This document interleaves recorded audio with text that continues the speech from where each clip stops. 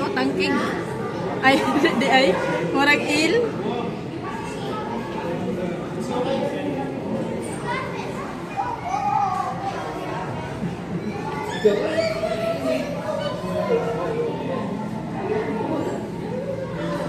Put-put. Put-put na.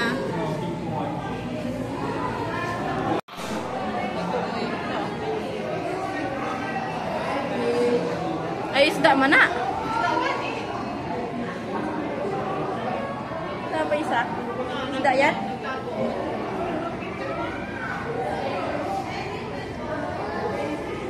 Mag-crocodile. Pera.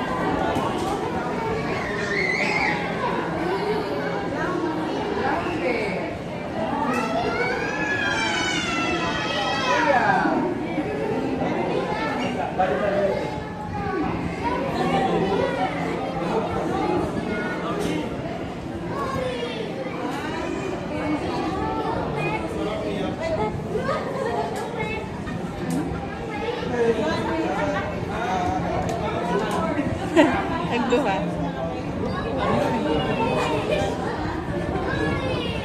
Bakit nakain din? Ay, nakakatawa na. Swordfish. Hindi, joke lang muna natin. Joke lang Lagi, tayo sa tsada. Ay.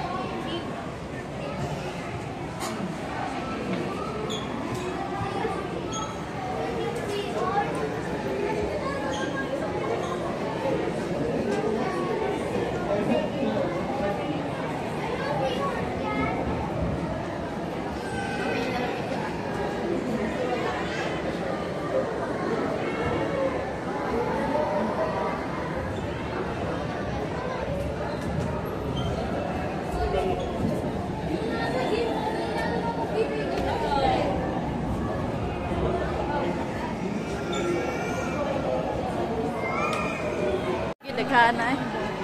Tao daghan na. Lao.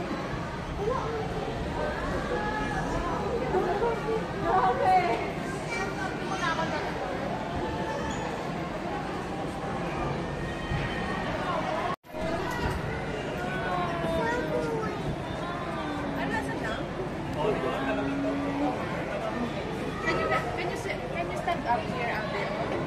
Can you stand up like this na mo? Uy!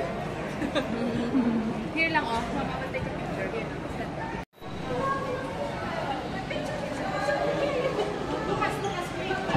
Nindot maligo ba na? Asa man tog si Rina dire?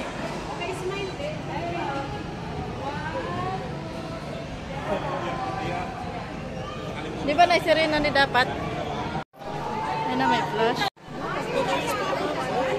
Oral reps.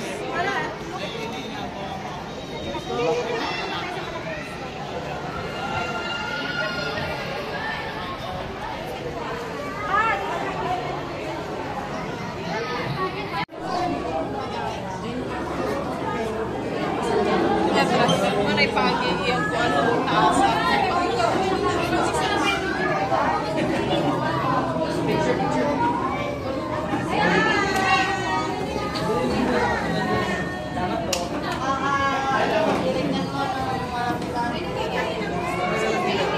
tas mata. Nilinaw man. Oo.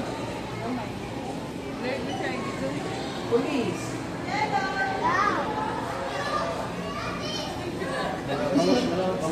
Bangus lagi na. Pili tayo na pala.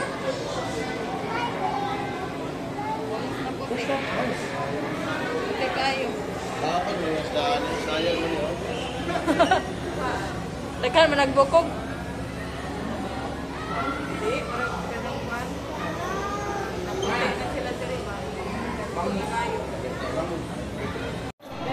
Ora kay semua ba? Kay tayo. Ano, kung na po kayo. Malihok. Kapoy na. Shark, oh shark. Shark ba yung shark? Baby shark po, baby shark. Baby shark. Ano ba?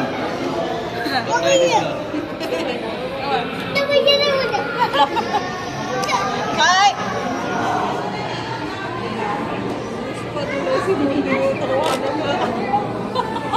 Pwede na makaon? Oh, makaon eh. Kaon daw mga Arabo. Mama, naging na ikaw ang isda o na. Tara.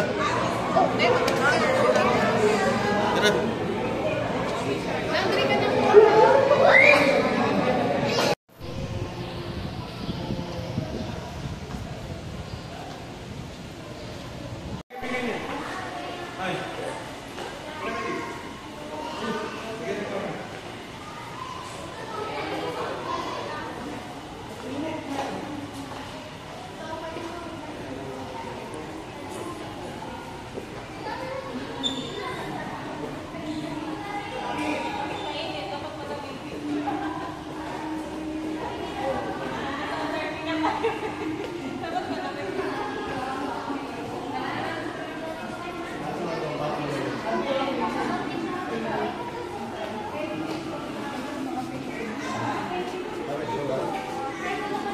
Bantay bitagway tinuod nga penguin diha.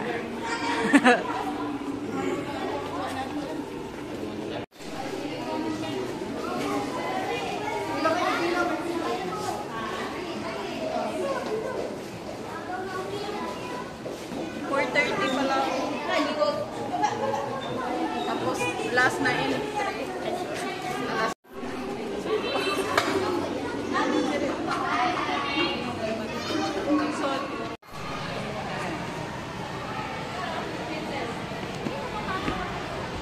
Ay, tinuod na. Nalagi nagpa-picture.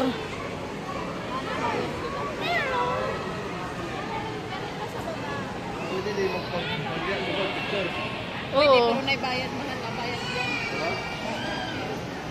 May bayad yan. Hindi, pwede na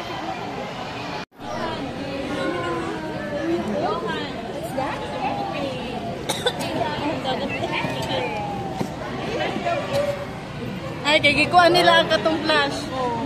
Flash news din. Pag-i-flash, no? Wait. sa laruan ni Usting. Sa bagay, photography.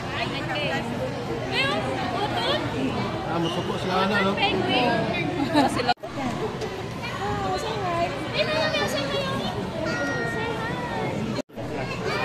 Malamig. Sila pangita.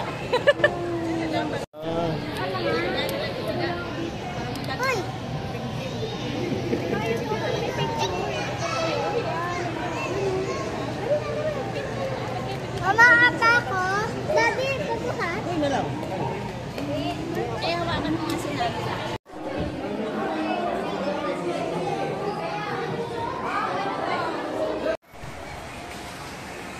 Tao, ban. Gamay, raman lagi na ni. Wala pa man lagi. Versus reality.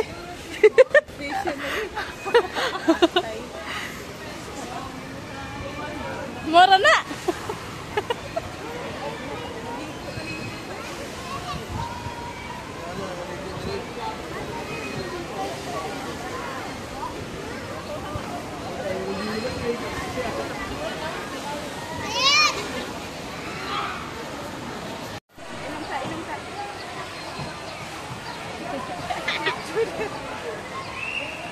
bird so lagi. Ah, bird on lopan. Para Ah, bird so. may maligo dyan. Ito kayo. Oh, dagat. Pagka ng tubig swimming pool, halo-halo ka na.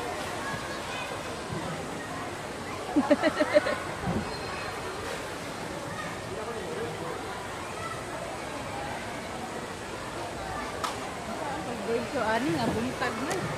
Sabihin mo na ang bird so. Let us all welcome our racing bird, Jacko. Jacko is a Russian Katsu. Scientific is a Katsu of senses. These birds can be found in eastern Indonesia and they're the largest among the white cockatoos. There you go. The show was initially started as a cross for Jacko with trainer Eleson.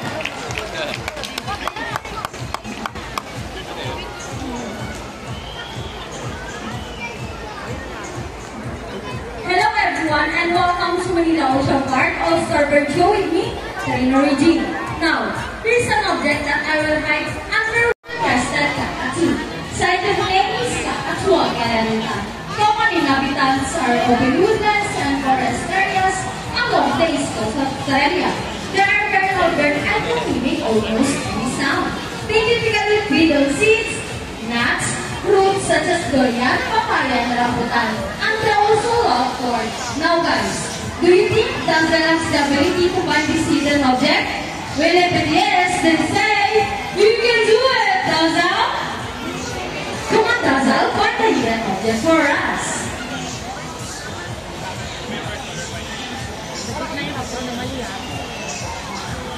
And she found it! A round of applause for Dazzle with Trainer Robert.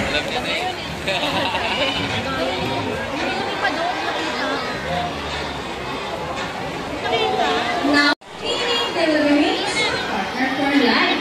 Pretty romantic, right? But, as any equalness in a relationship, there will always be bonded.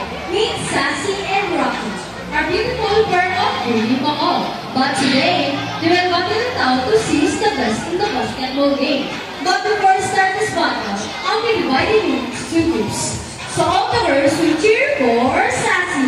Come on girls, let me hear you cheer. Sassy! Sassy! And how about the boys? All the boys will cheer for Rocky. Come on boys, let me hear you cheer. Rocky! Rocky!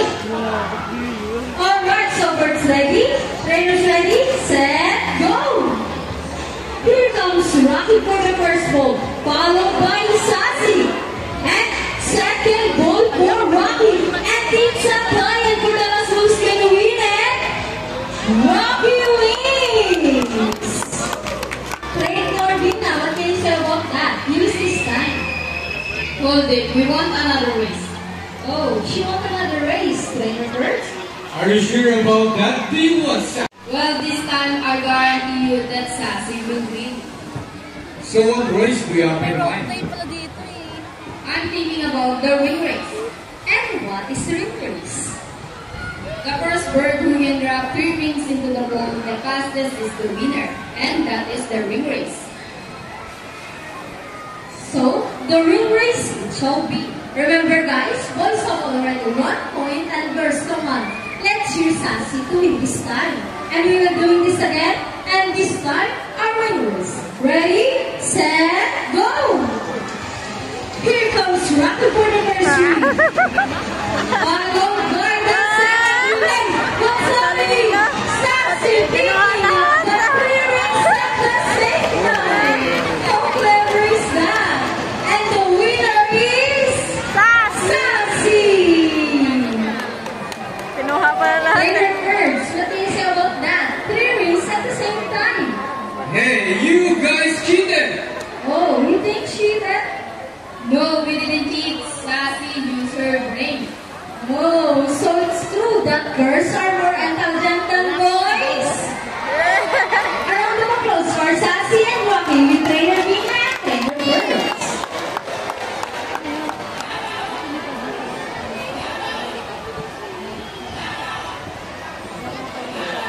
Parrots are particular and intelligent and perceptive. That's why we continue to Sassy once again. Sassy is going to show us how intelligent she is by putting the shape back into the correct slot. Just like Sassy, Green Mocos from South America and they're the jungle giant of the Panda family. It is because they're the second largest next to the highest in Mocos. They can grow up to 92 centimeter in length and can live up to 8 years old. Scientific name is Arachnoroptera. They usually feed on seeds, nuts, salt, minerals along the riverbanks. And for the shape, who wants to figure? And there you go, intelligent right and the most for Sassy with trainer Vina.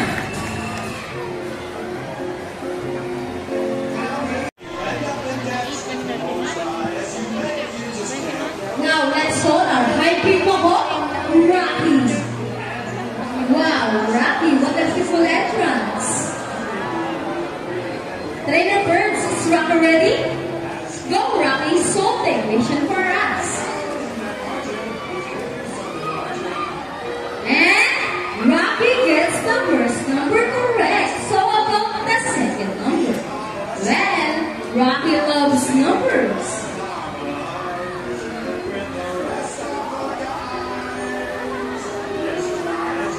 And he gets the number 9. So 8 plus 21 is equal to 29.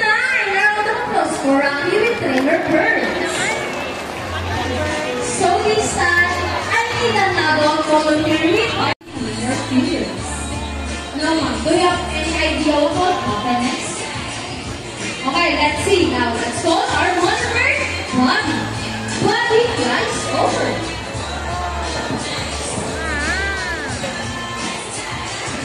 And he gets the money. And flies back. And I think Buddy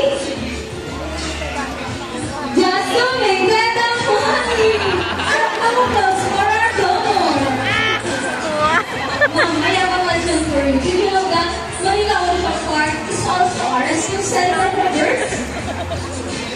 Well, now we know our money will go along the way and our bird grateful, so we now go back to your seat and enjoy the rest of the show. How about 1,000 this time? No more? Come on, guys. Look at your camera and over your cheek.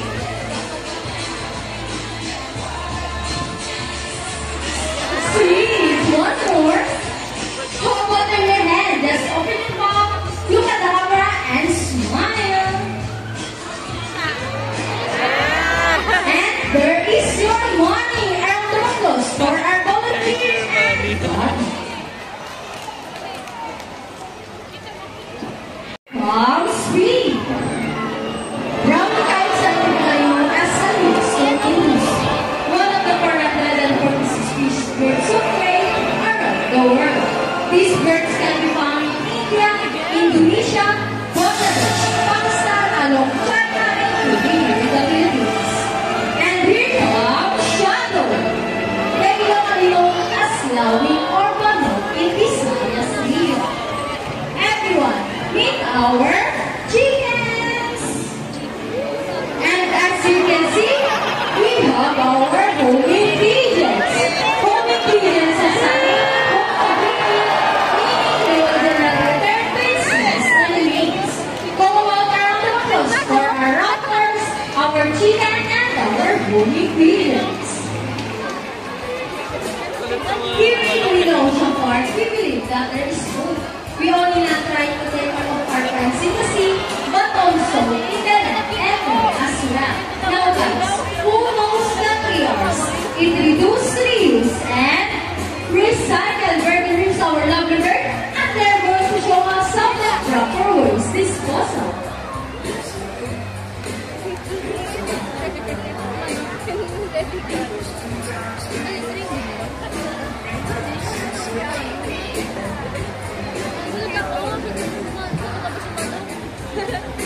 See, if our lovely birds can do it, so can we.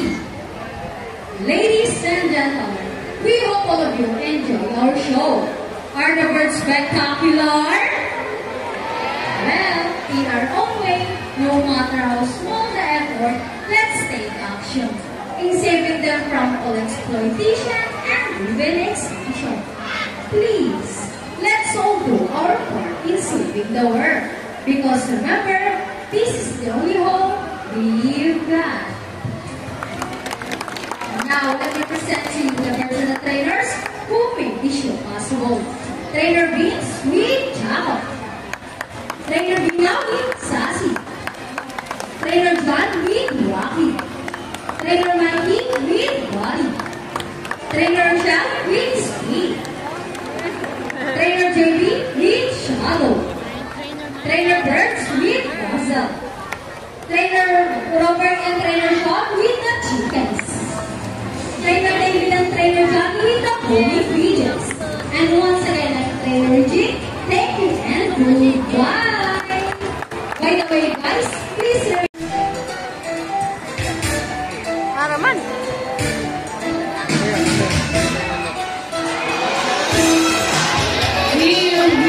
Wala. Abe.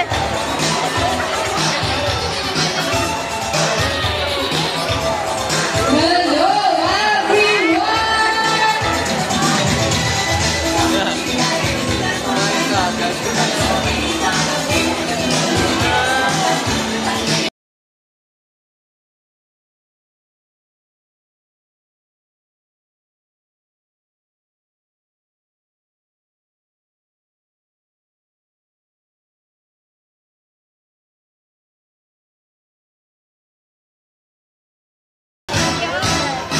Wow, what a beautiful entrance! Good day everyone and welcome to Aquatica. By the way, my name is Divina and I'd like to meet my Sila and friends together with the trainers one at a time. On the left side is the eldest female South American sea lions that we have here. And according to our trainer, she is the prettiest. Oh, nice smile. Her name is Isis. Together trainer Johnny. Say hi! Going on the other side is the youngest female South American sea lions that we have here. And according to her trainer, she is the cutest. Oh, come on. Her name is Ira. Together trainer Jan. Say hello! So now guys, let's continue. Do you have any idea whether a dolphin or feather could eat marine mammals? Any idea? Do they have feathers? Well, let's ask them. Hey ladies, do you have feathers? The answer is no. It's actually because of their front flippers, which are shaped like a bird's wings. See those? The term pinnipeds will also be translated as wing-footed, since their flippers do look somewhat like the wings. In fact, they appear to be flying underwater as they swim from place to place, right, Sila and friends? And they have often mistaken as a seal because they look very much alike. But some differences between a seal and sea lions is the fact that they have bigger front flippers.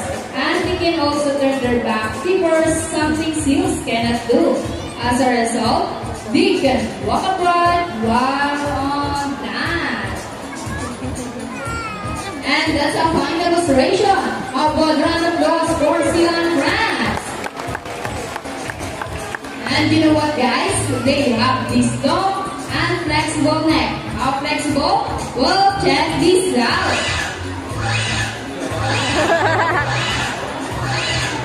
So flexible, right? How about round of applause for Sila and friends?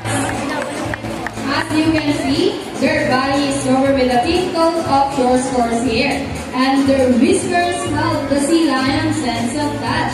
They contain nerve fibers, which make them sensitive. Oh, nice one!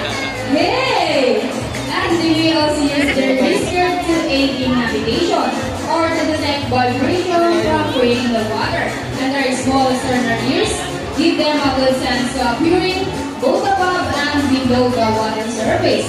Sea lions, like any living animals, can see both above and underwater. They have a keen eyesight but no color vision.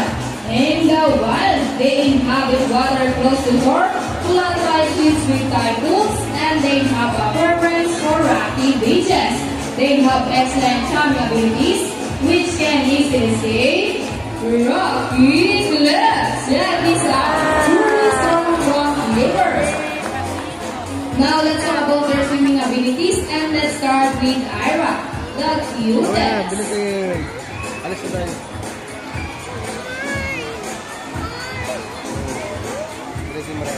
Sea lions can generally cruise around 11 miles per hour using the rowing movements of their front flippers, while their back flippers are stretched out behind their bodies, functioning as rudder for steering. And that is the normal swim. Nice and easy. Thank you so much, Ira and Trainer John. But when chasing their prey or escaping from predators, they achieve first lap to ready ICs 25 miles per hour. That is surely a fast game. Around the coast for ICs, the prettiest. Oh, nice slide. And another one. She deserves it. Now, here's an interesting story about our sea lions. Did you know that the U.S. Navy has trained a few of them? Ready, guys? Up, 2, 3, 4, up, 2, salute. This time, would you please join our sea lion friends in a salute? In a count of 3, everybody please salute and make this one loud. People of the crowd, are you ready? Hey guys, I can hear you. Are you ready? Now let's count. 1, 2, 3, salute everybody. Thank you so much. Well, sea lions are also used to search and recover equipment from the water. H2O. So glitters got first, their wings. Go and get the rings, sea lion friends. And we got it. The round of applause for sea lion friends. Great job, ladies. You got your breathing. And another one. They are asking for it.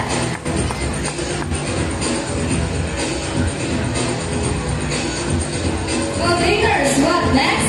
The ball. How do you think they get the ball? Is it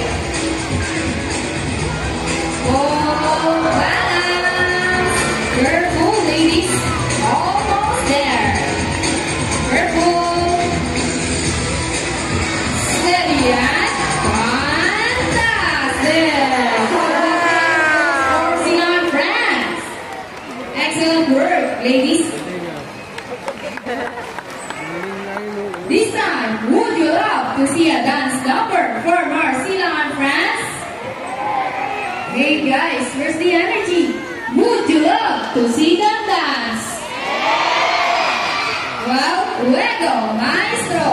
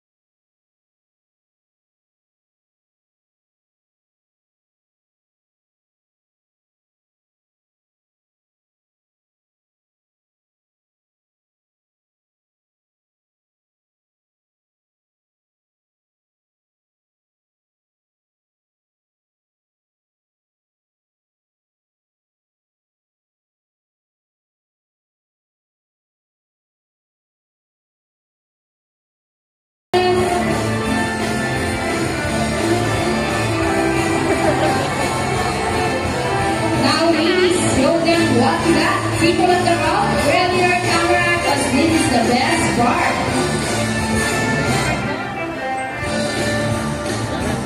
Sadian Arriba! And for the finale,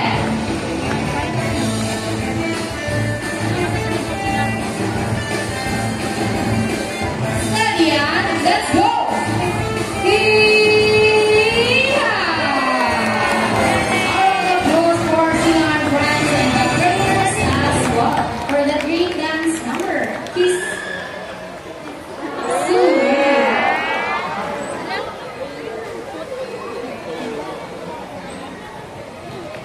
We hope you all enjoy spending your afternoon here at Aguanta with your conference, the South American Seniors, ICs, and IRA. And we also hope that even after you leave, you will take this experience with you wherever you go. And remember that what we do here on land greatly affects our friends in the sea. Seniors like marine mammals cannot survive in a trash food environment. So let's keep our salonics deep. Aside from pollution, there are many other threats to their survival, so